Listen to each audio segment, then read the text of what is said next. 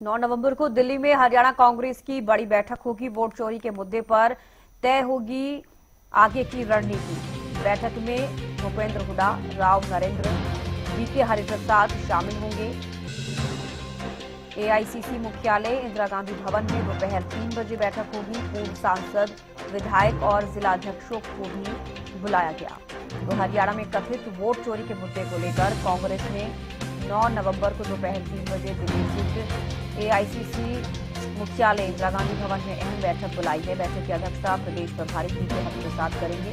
इस दौरान नेता प्रतिपक्ष भूपेंद्र सिंह हुड्डा, प्रदेश अध्यक्ष राव नरेंद्र, जितेंद्र बघेल समेत सभी वरिष्ठ नेता मौजूद रहेंगे। सूत्रों के मुताबिक बैठक में हरियाणा में हुए हालिया राजनीतिक घटनाक्रम और वोट चोरी के आरोपों पर आगे की रणनीति तय की जाएगी।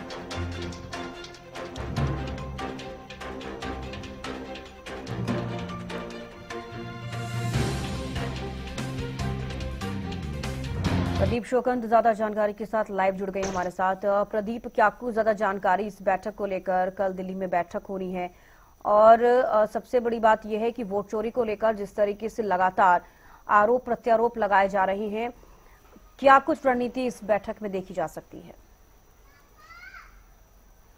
वोट चोरी को लेकर जो है कल एक अहम बैठक कांग्रेस पार्टी द्वारा जो बुलाई गई है, दिल्ली के अंदर ये बैठक होगी। एआईसीसी जो मुख्यालय है दिल्ली के अंदर, वहां पर जो है बैठक बुलाई गई है और बैठक के अंदर नेता प्रतिपक्ष भूपेंद्र सिंह हुड्डा, प्रभारी बीके हरिप्रसाद और राव नरेंद्र, प्रदेश अध्यक्ष, तमाम जो नेता हैं वो मौजूद रहेंगे और सभी जो विधायकों को, पूर्व सांसदों को, पूर्व विधायकों को और जिलाध्यक्षों को इस मीटिंग में बुलाया गया है। हाल ही में जो राहुल गांधी ने प्रेस कॉन्फ्रेंस की थी और वोट चोरी का जो मुद्दा उठाया था, उसी मुद्दे को लेकर जो कह सकते हैं कि अहम बैठक जो बुलाई गई है और इसके अंदर जो है ये जानकारी राव नरेंद्र ने अपने एक लेटर के जरिए दी है। प्रदेश अध्यक्ष राव नरेंद्र, उन्होंने कहा है कि उसमें साफ तौर पर लिखा है कि चुनाव आयोग है जो वो कहीं न कहीं उनकी मिली भगत रही है और वोटों की जो है चोरी की गई है। इसीलिए उन्होंने कहा है कि वोटर लिस्ट है जो उसके अंदर भी अनियमितताएं जो है पाई गई हैं। तो इसी को लेकर ये अहम बैठक है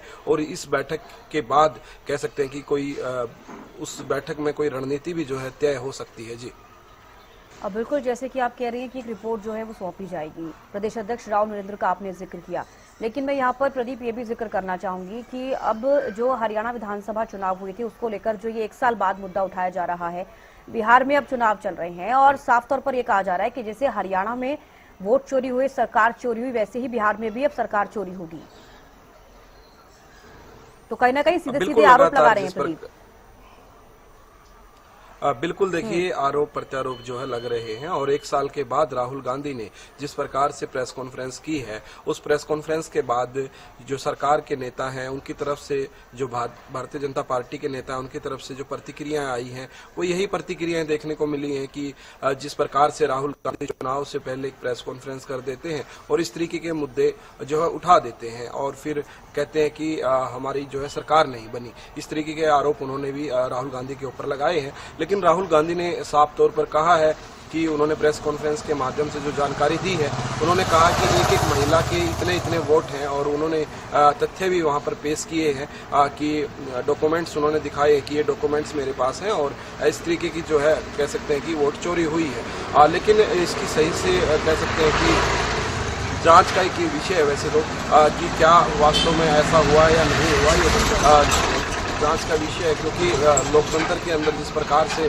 कह सकते हैं कि एक कड़ी होती है मतदाता और उसके लिए एक जांच का विषय है। लेकिन राहुल गांधी ने आरोप लगाए हैं, तो क्या कुछ ये रहता है और किस आधार पर वो आरोप जो है लगा रहे हैं, तमाम चर्चा इस जो बैठक जो बुलाई गई है इस बैठक के अंदर रहेगी और आगे कांग्रेस की क्या रणनीति रहने वाली है, किस प्रकार से मैदान में कांग्रेस उतरने वाली है, वो तमाम चीजें इस बैठक के अंदर रहने वाली है। जी चलिए, बेहद शुक्रिया प्रदीप जुड़ने के लिए और तमाम जानकारी देने के लिए।